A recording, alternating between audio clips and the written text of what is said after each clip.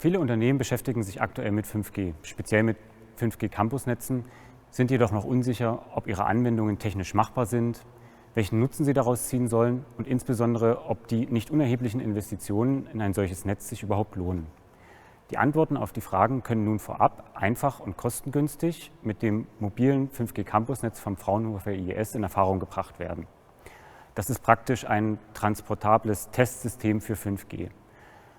Es funktioniert wie ein kleines mobiles Campusnetz, das vor Ort dort erprobt werden kann, wo es später zu einer Realisierung eines solchen Netzes kommen soll.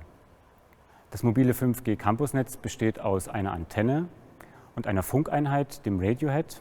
Dazu kommt noch das Kernnetz und eine 5G-Basisstation, die als Softwarelösungen auf einem Rechner realisiert werden. Bei Bedarf kann das Campusnetz auch an ein Firmennetz und das Internet angeschlossen werden.